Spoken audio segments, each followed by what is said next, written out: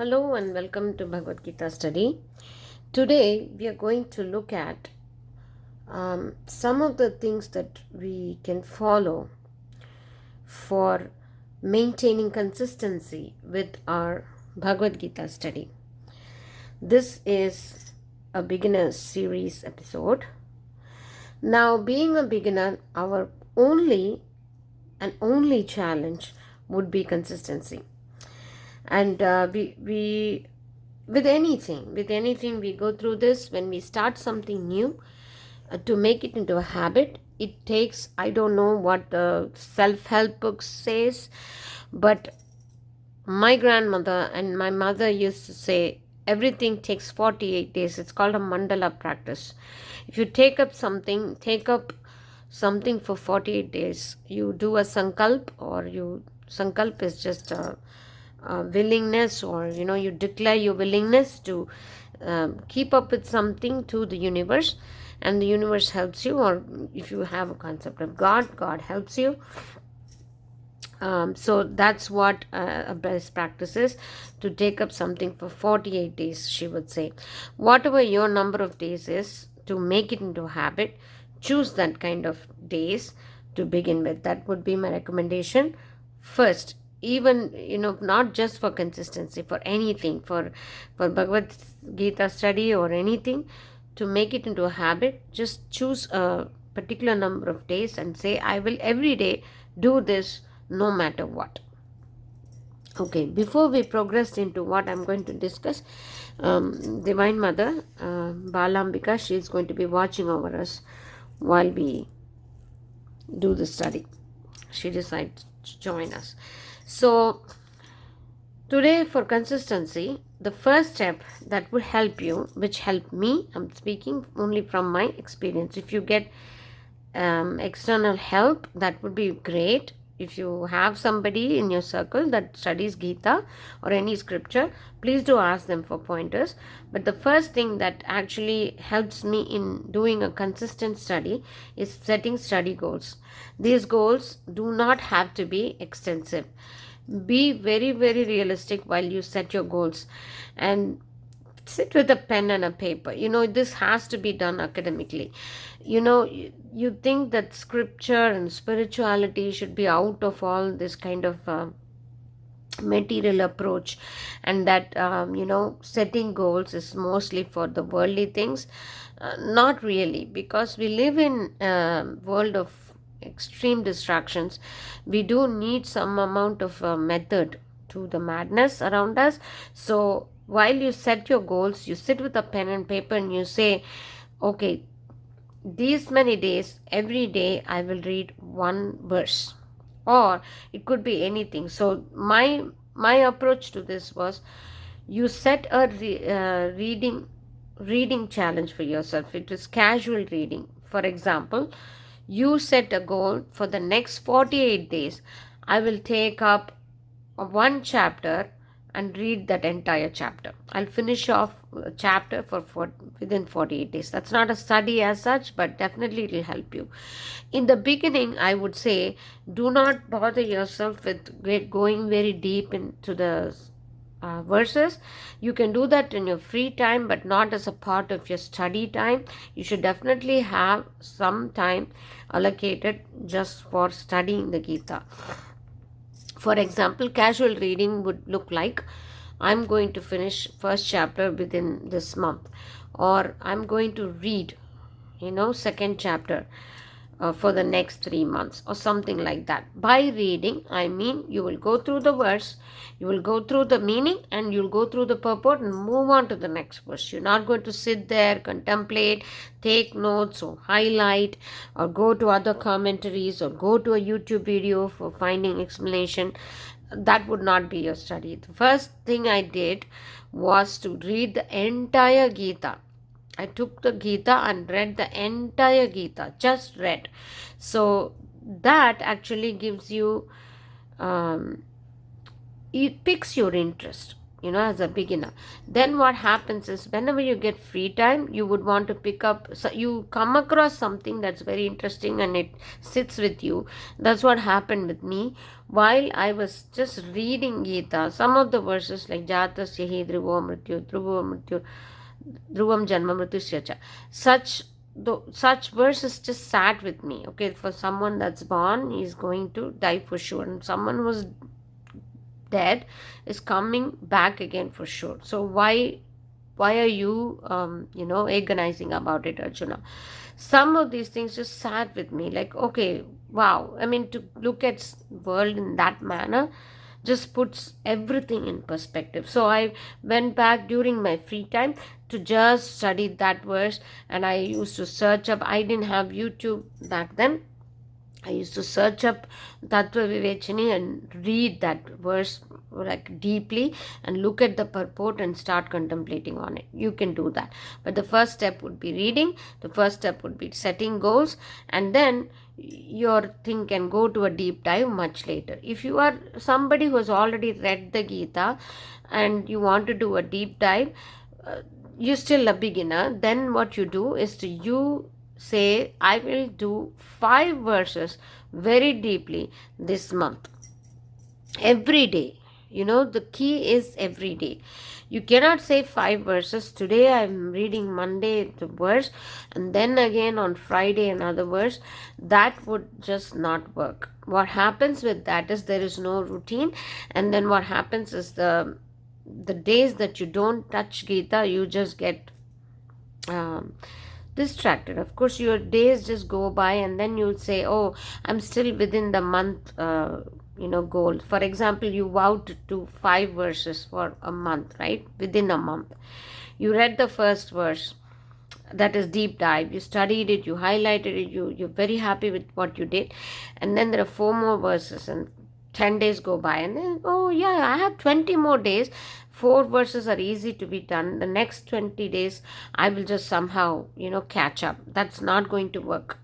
Every day you have to touch Gita. Whatever your goal is, break it into a smaller goal.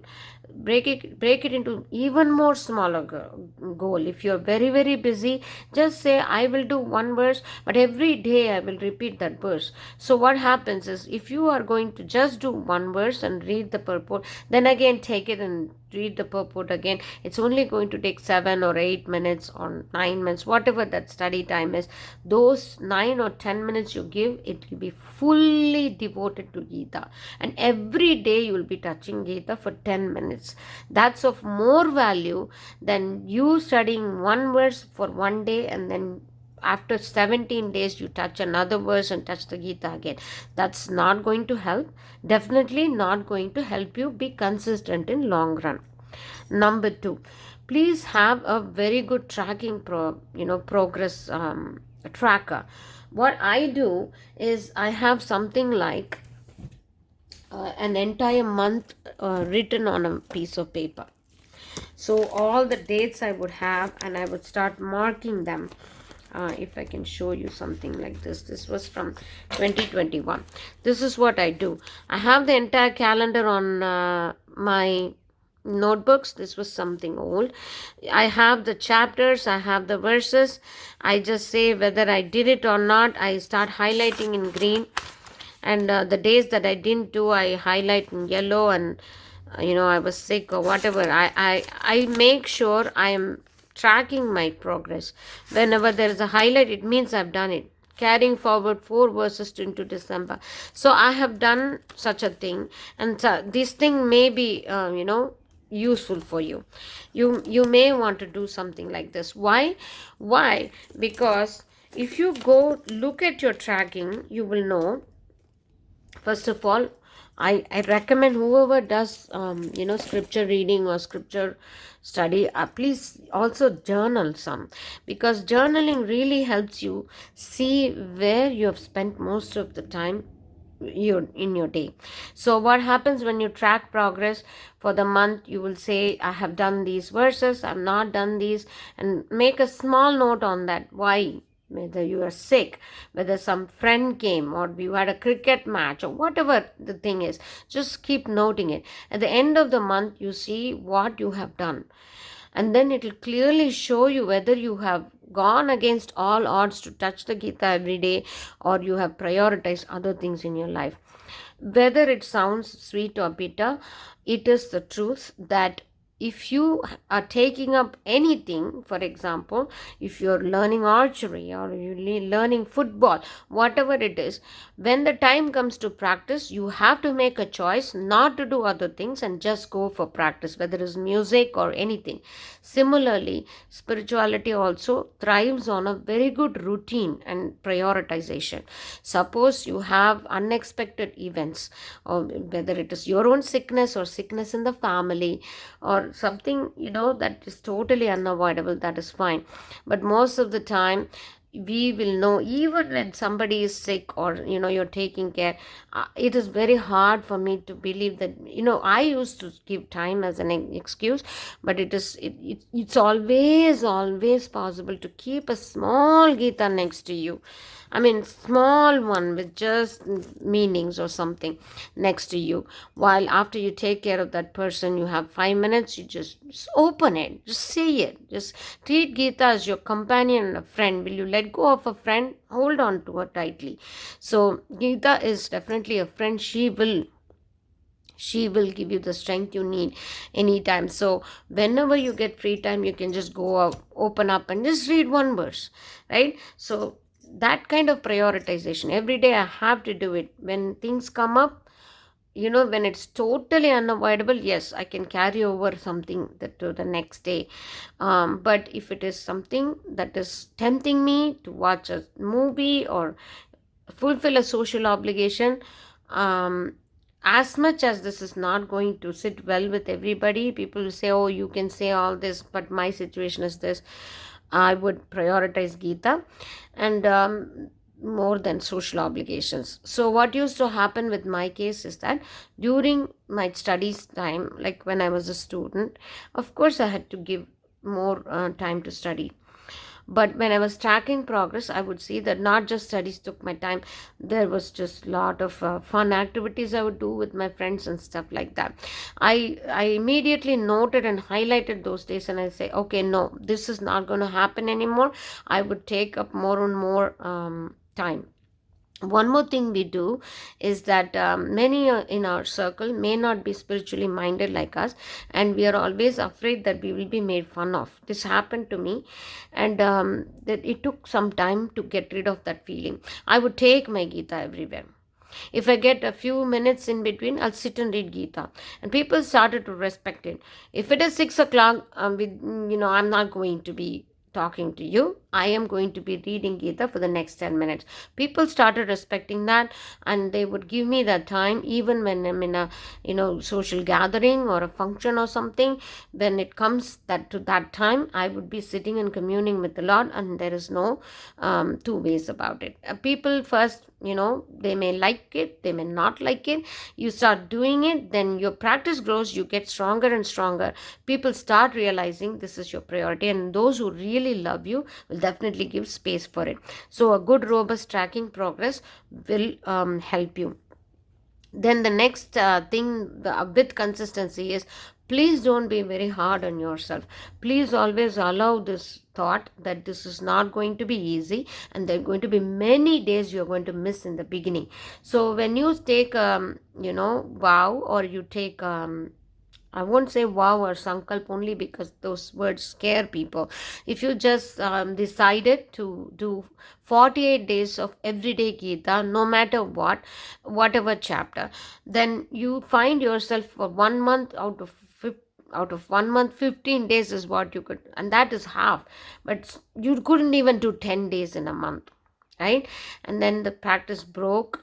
Do not be hard on yourself, because what we do, we always think we do for 10 days and there are 38 more days to fulfill, and then we get afraid, oh, I was not even consistent. After a time, after a certain gap, for example, after the 10-day consecutively for 5 days you didn't touch Gita, you think this is not going to happen, this is too much. that's it, I'm going to quit. Do not do that. This will happen, expect that, and shorten your goal or simplify your goal. Instead of saying every day I'll read this chapter, make it half a chapter, make it 3 verses in 48 days, 3 verses in 48 days. Definitely it can be done.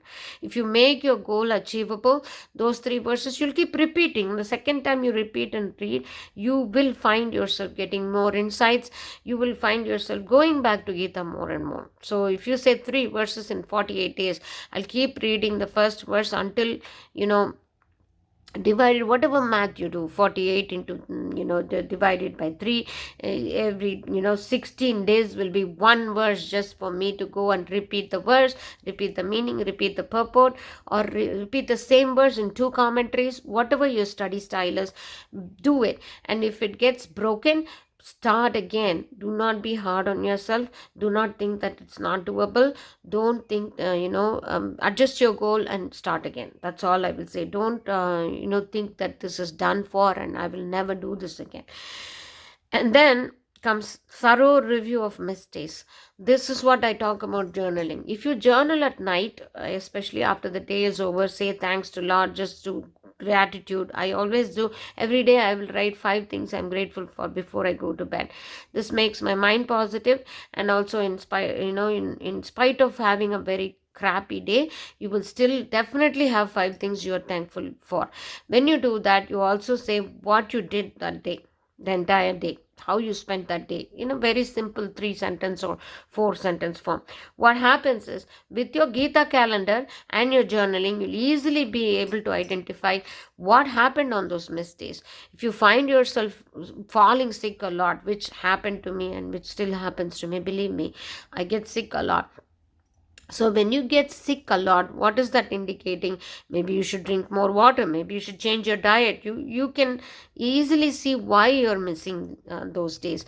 And if it was more of parties and everything, that demands an entire lifestyle change for you. If you're entering into spiritual path, there has to be some amount of willingness to let go of other things, because most of us enter into spiritual path only because we are tired of the material demands and everything around us. We want to really connect with Lord and find answers. Most of us come into this path because of exhaustion and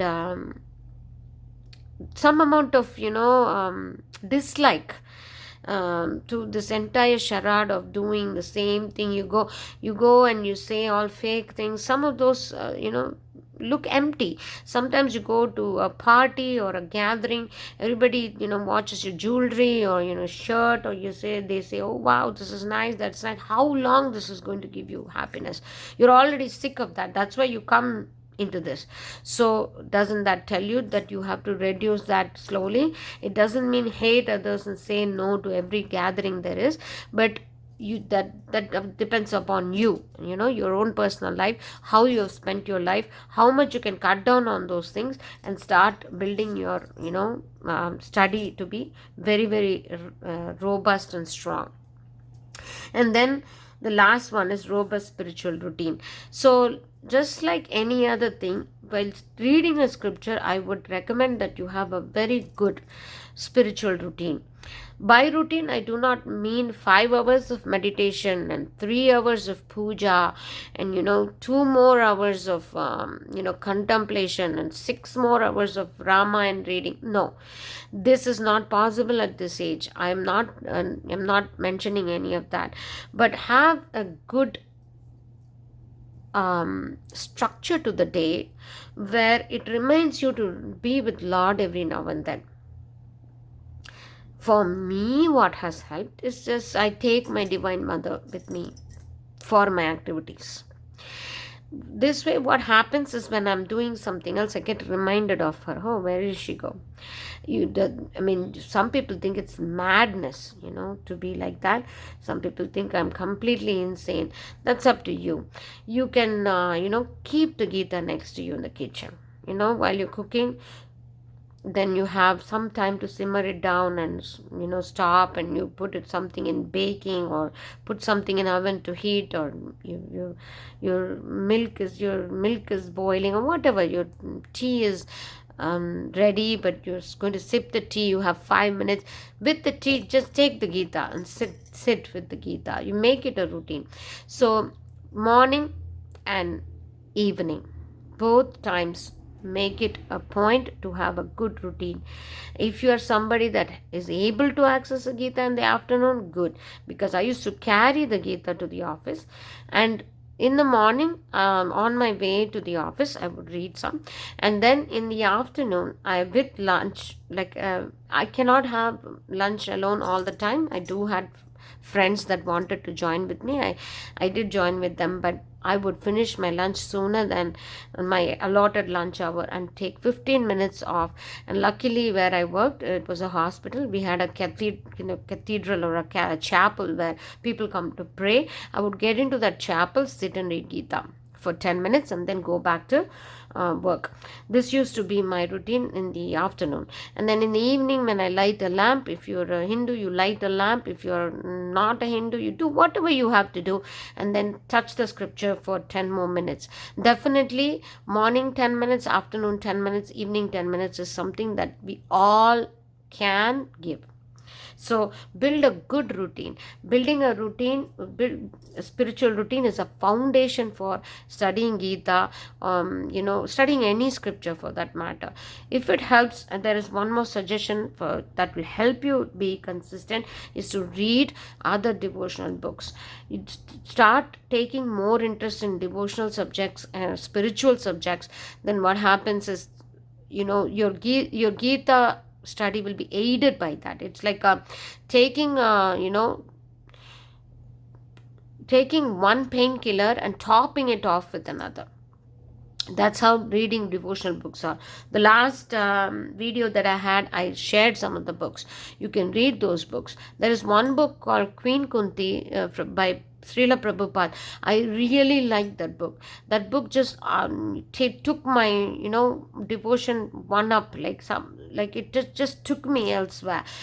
Sometimes when you need inspiration, keep reading devotional books. Then it will keep bringing you back to Gita. Trust me, it does. Gospel of Sri Ramakrishna is something also that I recommend highly to read. That book just changes your life. Everybody that has ever read that book has always changed for good. So when you have another devotional book that you read, this will always remind you to go back to this, and somehow it works in conjunction with each other to build a good spiritual routine. Hope this was helpful for you, and I will meet you soon with another video very soon. Bye bye.